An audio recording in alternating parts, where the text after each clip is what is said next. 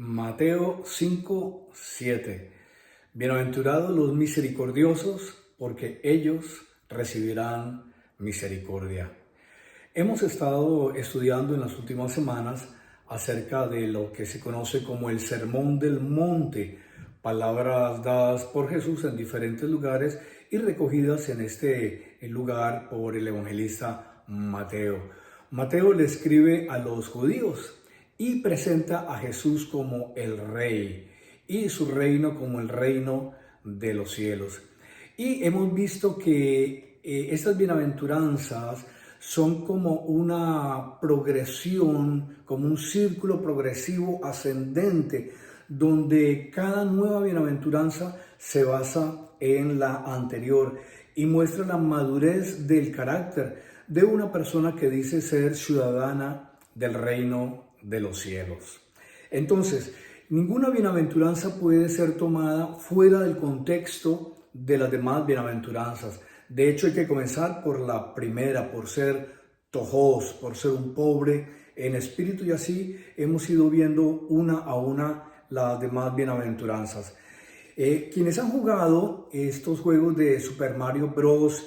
Y Tetris y Fortnite, se dan cuenta que uno no puede pasar al siguiente nivel hasta que no haya terminado con éxito el nivel en el cual se encuentra en la actualidad. Obviamente las bienaventuranzas no son un juego, pero nos da una idea. No se puede avanzar a la siguiente bienaventuranza sin haber logrado la anterior.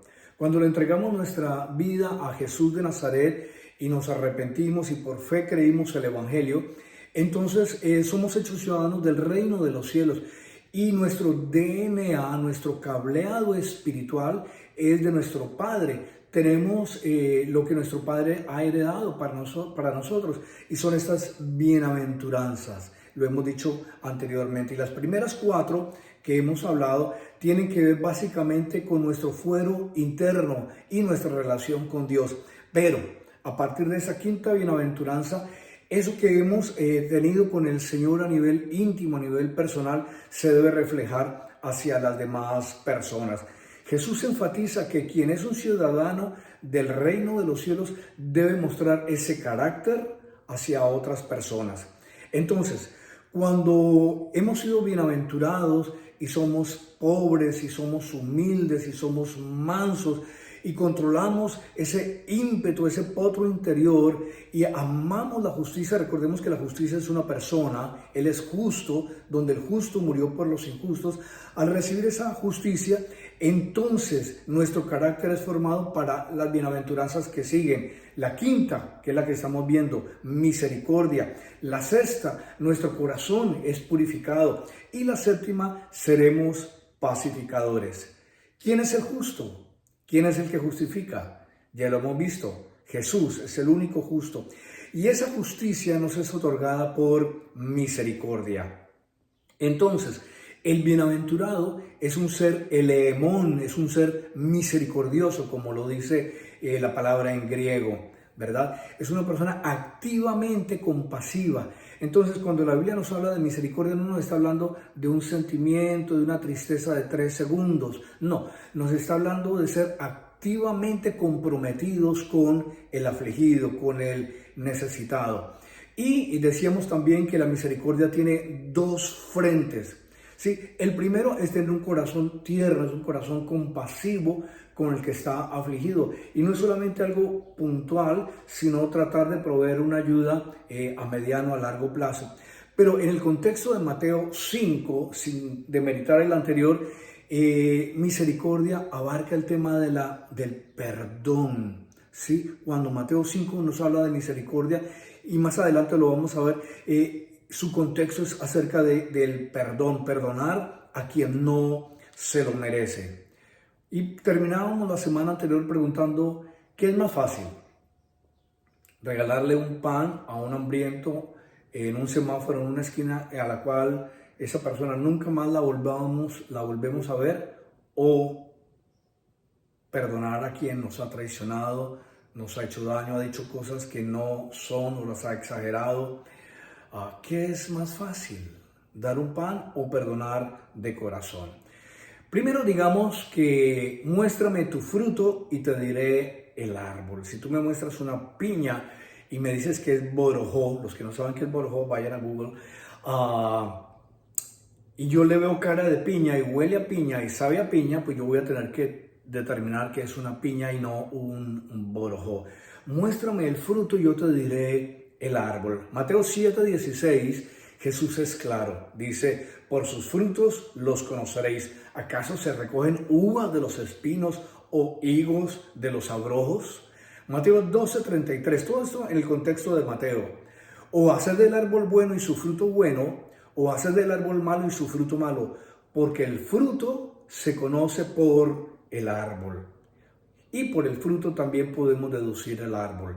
Lucas, capítulo 6, verso 43 al 45, nos dice el escritor sagrado, porque cada árbol se conoce por su fruto, pues no se cosechan higos de los espinos, ni de las zarzas se vendimian uvas. Entonces, en estas metáforas, Jesús usa el árbol y el fruto para ilustrar las acciones, el carácter de una persona. Y dice que esas acciones, ese fruto, revela lo que hay adentro, su verdadera naturaleza. Soy insistente y lo he venido diciendo, no he insinuado ni querido decir que por nuestras obras mostramos que somos salvos, ni las obras evidencian de que somos salvos, pero por sus frutos los conoceréis. El perro no ladra para llegar a ser perro, el perro ladra porque es perro. Un cristiano no hace obras para ser salvo, porque por gracia sois salvos por medio de la fe. Y esto no es de vosotros, pues es don de Dios, no por obras para que nadie se gloríe. Pero Pablo y el texto no terminan ahí. En el verso 10 dice que Dios nos creó en Cristo Jesús para buenas obras.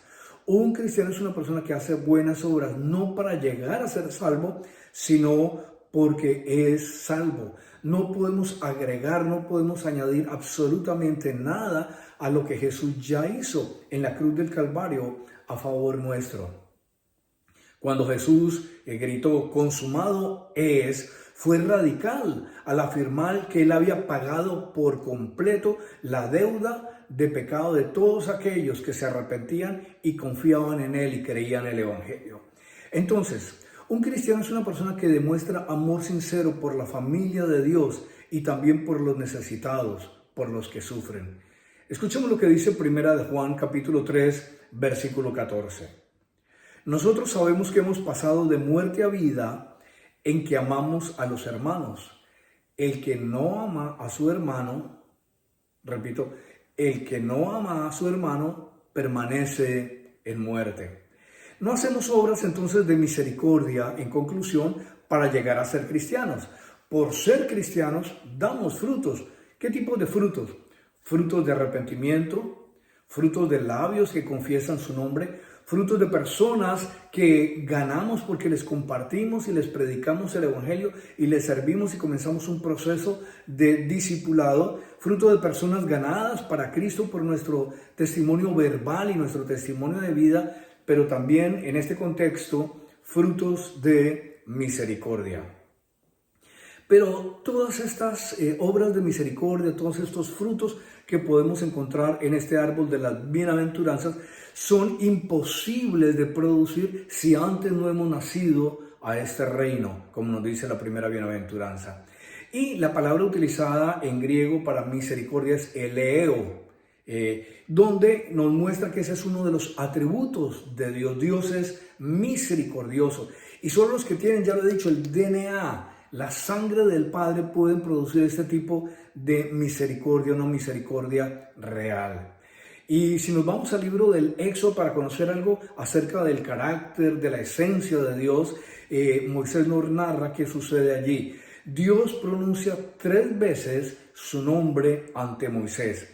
En Éxodo 3:14 dice, yo soy el que soy, yo soy el eterno, yo soy el que soy. Y en Éxodo capítulo 33, versículo 19, aparece otras 2 afirmaciones de Dios presentándose ante Moisés y presentándose ante el pueblo de Israel y posteriormente hacia todos aquellos que creyeran en él. Dice, tendré compasión del que tendré compasión. Primero, yo soy el que soy. Segundo, tendré compasión del que tendré compasión. Y el versículo termina diciendo, y tendré misericordia del que tendré misericordia. Entonces, ese atributo de Dios es replicado también por los profetas, por los libros poéticos. Por ejemplo, el Salmo 103, versículo 8 dice, misericordioso y clemente es Jehová, lento para la ira y grande en misericordia. Y luego, el salmista en los versos 11 al 13 dice, como la altura del cielo sobre la tierra, así es su misericordia. Notemos la trascendencia de Dios, su altura. Dios es trascendente. Él está más arriba de los cielos, más arriba del firmamento, fuera del tiempo, fuera del espacio. Dios es trascendente. Pero por otro lado, miremos su presencia aquí en la tierra, su misericordia. Dice, Él está allá arriba, pero como un padre, dice el versículo, siente ternura por sus hijos. Entonces, la misericordia es parte de la esencia de Dios, pero es mucho más que eso. Nos muestra la esencia del Creador, de nuestro Dios. Si somos hijos de Dios, debemos tener misericordia, debemos evidenciar misericordia, no para llegar a ser hijos, porque somos hijos. Si somos, entonces hacemos. Si somos, entonces hacemos. Si tenemos la semilla de un Dios misericordioso, entonces daremos fruto en esa dirección. En ninguna parte imitamos más a Dios que cuando mostramos misericordia hacia otras personas. Y en ese orden de ideas, debo enfatizar que primero es el ser antes que el hacer. Primero el ser antes que el hacer. Si soy un nacido de nuevo, mi hacer no tiene ceros a la derecha en el reino. Los ceros que tendría serían a la izquierda. Primero somos cristianos antes de obrar como cristianos. Si no somos, jamás podremos evidenciar o hacer lo que decimos que somos. Si somos, entonces evidenciaremos a través de nuestras obras lo que somos. La misericordia que Jesús espera de los ciudadanos del reino de los cielos es una misericordia imposible. No trates de lograrla por tu propio esfuerzo. Para el hombre natural es imposible y solo es posible por personas regeneradas, guiadas y controladas por el Ruach HaKodesh, por el Espíritu de Santidad. La falta de misericordia en una persona que dice ser discípulo de Jesús evidencia una comprensión defectuosa de nuestros propios pecados, de la gracia y de la misericordia de Dios. Entonces, en primer lugar, muéstrame el fruto y yo te diré el árbol. Y ahorita, en segundo lugar, algunas maneras prácticas en las cuales podemos mostrar misericordia. Entonces, dijimos que la misericordia tiene dos frentes. El hecho de ayudar al necesitado, pero también el perdonar a quien nos ha ofendido. El perdón otorgado a los culpables, por ejemplo, allá en Éxodo capítulo 34, versículos 6 y 7, es uno. Y la ayuda a los necesitados lo encontramos en Éxodo 22, 27. Entonces, aquí es donde caemos en la cuenta de lo que somos, cuando somos llenos del Espíritu Santo. El ser humano sin Cristo es inmisericordia, pero si es controlado por el Espíritu Santo debe mostrar misericordia. Vamos a ver algunas cosas que evidencian en este caminar en la misericordia. Vamos a ver primero que todo el perdón a la fuerza o la fuerza del perdón. En segundo lugar, vamos a ver siendo buenos samaritanos. En tercer lugar, vamos a ver siendo intencionales en ganar a otros para Cristo. En cuarto lugar, vamos a ver cómo podemos liberar a los cautivos del odio y del rencor. Y en quinto lugar, el perdón a la fuerza o la fuerza del perdón. Ese es el primer tema, el perdón a la fuerza o la fuerza del perdón. Entonces, misericordia, lo hemos dicho, es mucho más que un sentimiento. Es una acción real de servir, de levantar, de ayudar a alguien que no se lo merece. No hablo de política, pero si alguno de estos políticos que nos gobiernan en América Latina o en el norte Vivimos hablando mal de ellos, quejándonos de ellos, pero ¿no creen que ellos también merecen misericordia? Oramos al Señor por ellos. No estoy hablando de política, solamente que algunas personas me han dicho, no, pero es que fulano de tal no se lo merece. Y le respondo, ¿y tú merecías perdón? ¿Con qué derecho le venimos a decir a otro, no te perdono cuando yo he sido perdonado con 10,000 talentos? ¿Cómo Dios tuvo misericordia de nosotros? Efesios 2:1. Y Él os dio vida a vosotros cuando estabais muertos en vuestros delitos y pecados. Mateo enfatiza el perdón como el ingrediente principal de una persona misericordiosa. Mateo 6, 14 y 15. Y más adelante, en la parábola del siervo malo o no perdonador que acabo de mencionar, también nos enriquece esto allá en Mateo capítulo 18, versos 21 al 25. También Pedro se acerca al Mesías y le pregunta que si perdona multiplicado por 7 es suficiente.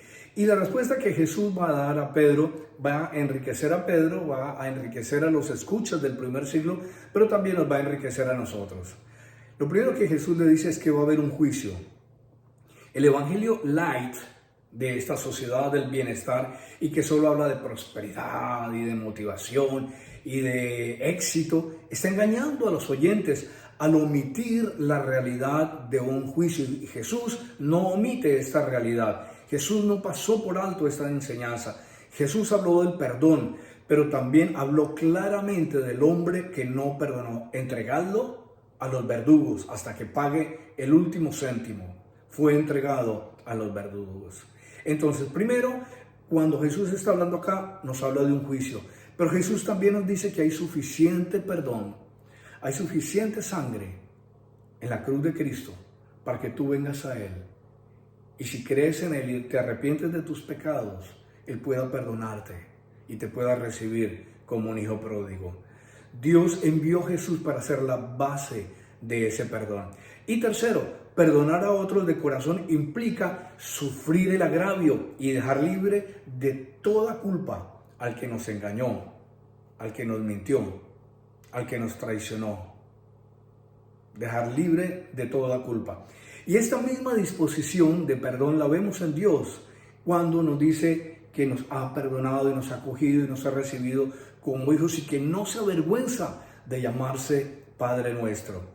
Y no es solamente misericordia hacia mi grupo, hacia mi élite, a los que tienen papeles, a los de mi iglesia, a los que son de mi rosca, de mi chat. No, es hacia toda persona que no lo merezca. Escuche Santiago 2:13. Porque juicio sin misericordia se hará con aquel que no hiciere misericordia. Porque juicio sin misericordia será hecho con aquel que no tuviere misericordia. Y la misericordia, escuchen bien, triunfa sobre el juicio. Santiago 2:13. La misericordia triunfa sobre el juicio. Pero no es justo, dicen algunos, que les den papeles. No es justo que estén aquí en este país cuando yo hice todo legalmente y regularmente. ¿Y la misericordia? La misericordia triunfa sobre el juicio. El Salmo 85:19 dice, la misericordia y la verdad se encontraron, la justicia y la paz se besaron. Entonces, no es el perdón a la fuerza, es la fuerza del perdón. En segundo lugar, Dios nos llama a ser buenos samaritanos. Un ciudadano del reino es compasivo de corazón para con el afligido. Santiago 1:27 nos dice que debemos ayudar a aquellos que no nos pueden devolver el favor. Primera de Juan 3, del 15 al 17 dice que el que aborrece a su hermano es homicida. Quien no comparte con el necesitado, ¿cómo puede decir que el amor de Dios habita en él? El misericordioso es una persona que tiene compasión de los animales. Proverbios 12:10. El misericordioso es una persona que tiene compasión de los animales. Gálatas 6:10 dice que hagamos bien a toda persona. Gálatas 6:10. Hagamos bien a toda persona, blanca, verde, azul, amarilla, con papeles, sin papeles, homosexual, bisexual, transexual. Tremenda palabra. 1, la fuerza del perdón. 2, debemos ser buenos samaritanos. 3, siendo intencionales en ganar a otras personas para Cristo. Debemos tener esa preocupación por alcanzar a los perdidos. Dice la Biblia que Jesús, cuando iba entrando a Jerusalén sobre ese pollino de asno, lloró al ver a la ciudad, porque eran como ovejas sin pastor. No tenían perdón porque no se habían arrepentido. Jesús tuvo compasión de ellas porque estaban desamparadas y dispersas. En cuarto lugar, vamos a liberar a los cautivos, personas que están cautivas del odio y del rencor. Ojo, esto es explosivo. La crueldad de otras personas hacia nosotros es una manifestación de las cadenas de crueldad bajo las cuales ellos están aprisionados. En este momento hay 8 pastores y líderes, la mayoría de la Alianza Cristiana en Colombia, en el Guaviare, que están secuestrados. Estamos orando por ellos, pero lo que dice la historia del pasado es que estos grupos terroristas asesinan a los cristianos. La iglesia en Colombia es perseguida, mayormente en las regiones apartadas de las ciudades. Pero la Biblia dice que orad por los que os persiguen, por los que os maltratan. Dios tenga misericordia de estas 8 personas secuestradas y de las familias. Pero es una historia larga de persecución, no solamente en Colombia, también en Chiapas, México, en Corea del Norte, en regiones apartadas de las ciudades grandes, en China, en Sudán del Sur, en Arabia Saudita, en Irak. La iglesia es perseguida. Muchas personas son crueles con nosotros porque están atadas con grillos y cadenas espirituales o emocionales. Y tal vez, escúchame, tú eres la única persona que puedes acercarte a esa persona que te ofendió, que te agredió, que te humilló, que está atada con grillos y cadenas, y darle la libertad gloriosa de los hijos de Dios. Yo perdonar al que me ofendió. Ese es el evangelio. Estas personas que nos hacen la vida imposible, sí, es verdad, ellos están atesorando ira sobre sus cabezas, y si no se arrepienten, serán llevados a un lago de fuego y azufre por la eternidad. Pero eso te debería doler, eso me debería doler, y nos debería hacer clamar por ellos y decirle: Señor, rompe las cadenas. Señor, dame la oportunidad, dame la gracia para mostrarles tu amor, tu perdón, tu misericordia. Debemos sentir compasión por ellos, por los que nos ofenden, y tener misericordia y mostrarles el amor de Dios. ¿Cómo lo rescatamos? Mostrando el carácter de ciudadanos de otro reino, un reino de perdón, de aceptación y de misericordia. Que Dios los bendiga.